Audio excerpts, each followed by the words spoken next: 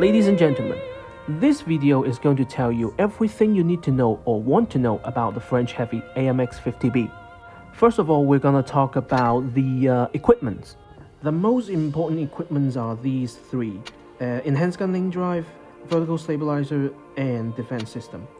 The enhanced gun drive and vertical stabilizer, the reason behind it is because these two equipments is going to help you trim your aiming time down to 3 seconds. And meanwhile, your intricate reload is 2.73 seconds. Also, with the help of the cruise skill in here, soft recoil decreases dispersion after firing by a certain percentage, which means you're basically almost fully aimed in between shots, and that I think is extremely important.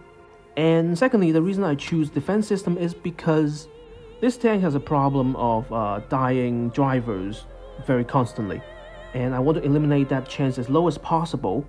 One very important thing about playing the AMX50B is to be able to relocate when you need to be relocated.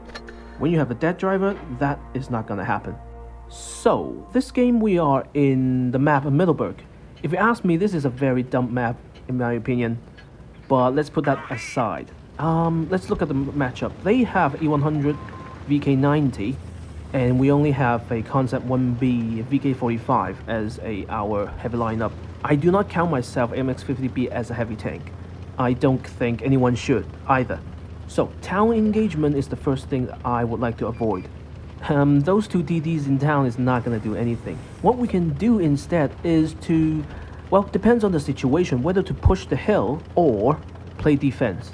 As you can see, the E50M is pushed very forward, and the only tanks that we have spotted is the Grill 15 and the M60.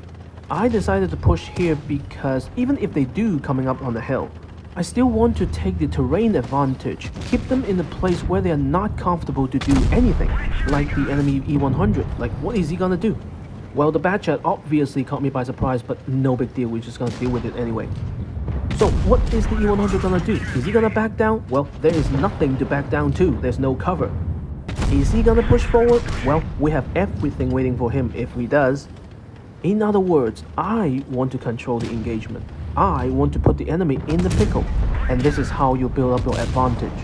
However, obviously you can see our teammates is not pushing forward as passionately as I expect him to. In other words, I'm going to lose a bit of hit points. Well, I'm going to sacrifice his Vickers. Good thing is the E100 has such a long reload today, 16-17 seconds. So I'm pretty confident I'm able to dump another mag before he's reloaded. I'll be honest, I'm a little bit tilted here because I have no idea why our teammates is not pushing. Like, there's nothing else on the hill anymore. Our town is already lost. So the more time we're gonna waste here, the faster they're gonna get to the hill to reinforce their teammates. We are not gonna have the terrain advantage anymore. But anyway, so our town is lost. What do they have in town? VK90, Object 268 version 4, and M103. The fastest approach for them to climb up is through here. And here comes the neat part of playing a 50B. Don't let anyone fool you, this is not a sniping tank.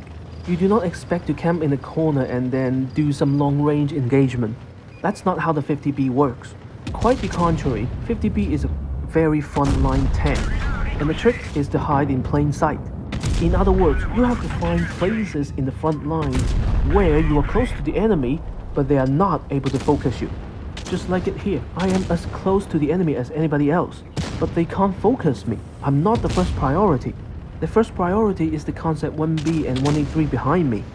But as soon as I saw their hit points, I decided to relocate.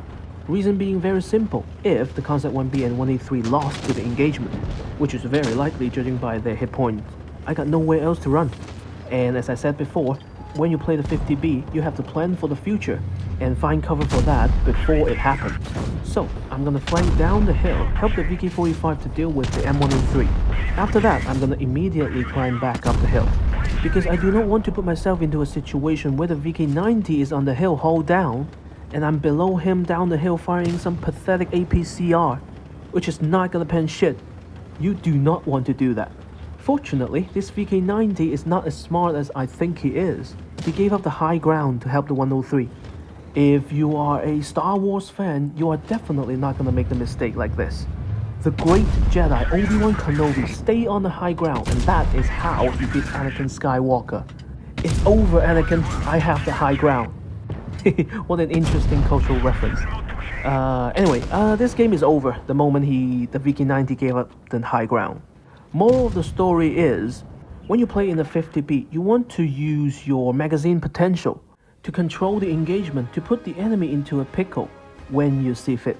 Another thing is you have to hide in plain sight.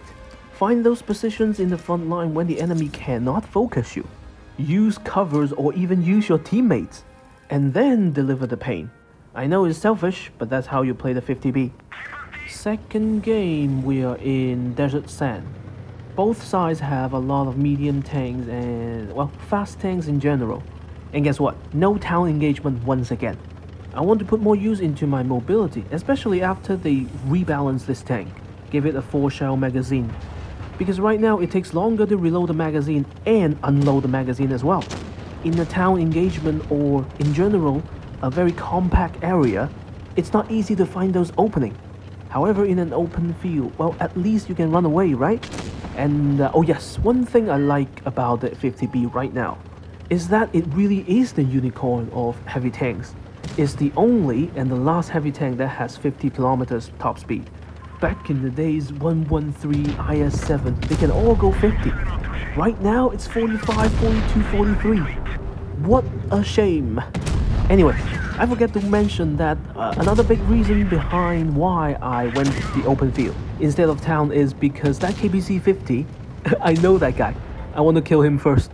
After clearing the field, I have two options. The first one is obviously following the mediums, keep pushing forward. The other one is go back and defend. Personally, I always like to go back because I want to remain a rather balanced positioning. I do not want to leave an opening for the enemy. Pushing the middle might be the most straightforward, but not a wise choice. I'm not an IS-7. The moment I go in, 10 seconds later, I'm gonna die. As we can see, the enemy 50B is trying to push our Jagdpanzer E100. That is exactly what I'm talking about. From his perspective, our Jagdpanzer E100 is an opening. There's a very high chance that he can one-clip our Jagdpanzer E100. But what he failed to see is, I'm coming back. Our positioning is impeccable. And that is why you want mobility. Final trick of how to play the 50B. You need to fill in the gaps where the teammate is lacking. And this game is basically over. This is everything I want to tell you about how to play the AMX50B. I hope you guys enjoy it. I know the video is a bit short. I've been busy. Lab report, exams and shit like that.